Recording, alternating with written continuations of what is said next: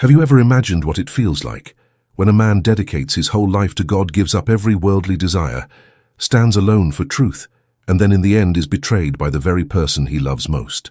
This is the story of Prophet Syamun Al-Ghozi, a mighty messenger of God, a man blessed with divine strength, whose miracles astonished nations, yet whose heart was broken not by enemies, but by his own wife. The world of that time was drowning in tyranny and disbelief. Kings called themselves gods, and the weak were crushed under their rule.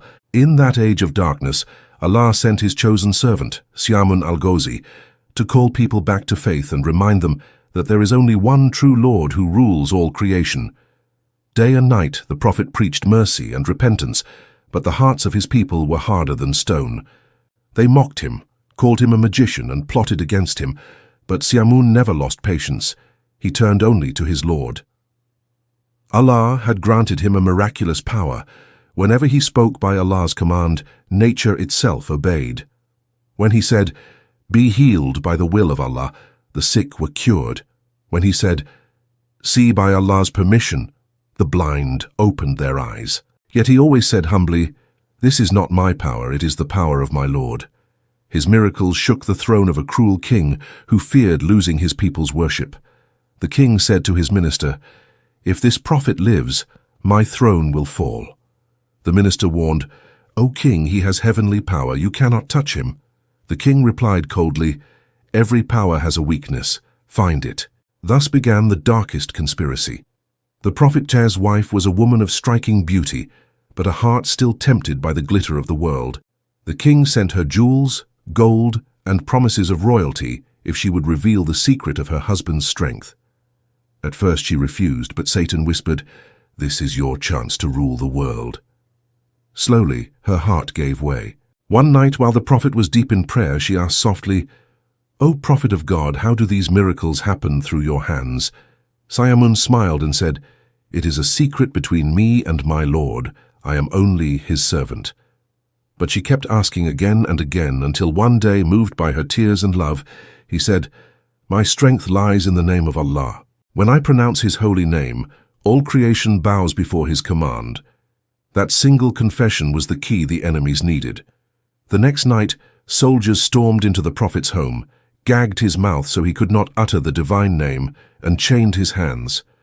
The mighty prophet, whose words once shook mountains, was now bound in darkness.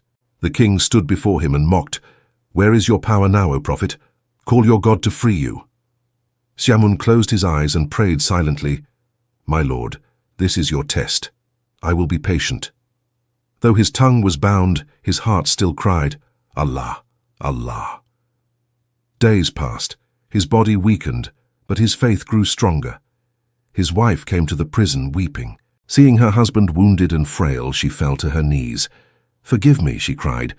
The prophet looked up and said gently, "I forgive you.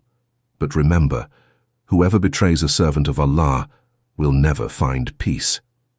These words pierced her soul like a sword. The king, furious that Syamun still lived, ordered his execution. But when the soldiers raised their weapons, the earth began to tremble, thunder roared, lightning split the sky, and the king's palace crumbled to dust. Amid the chaos, the prophet's lips moved in silent remembrance of Allah, and his soul departed peacefully to the heavens. The tyrant died beneath his own throne, and his betraying queen lived the rest of her days in torment, hearing her husband's voice echoing in every breath she took. People later said that every night she woke screaming, "O Syamun, I betrayed you! Forgive me!" But no sleep ever came to her again. Generations learned from her sin. Those who plot against God's chosen destroy only themselves. The sacrifice of Prophet Syamun Al-Ghozi taught the world that faith is the greatest power, and that Allah tests his servants but never abandons them.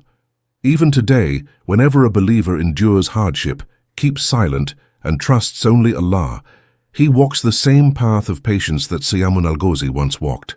So, my dear listener, remember this. Faith is the most precious treasure, and love of this world is its deadliest poison. Those who hold firmly to Allah will never truly lose. If life tests you, if betrayal wounds you, whisper from your heart, "Indeed, we belong to Allah, and to Him we shall return." We shall. If this story touched your heart, Subscribe to our channel for more soul-moving Islamic stories that revive your faith and bring you closer to your Creator.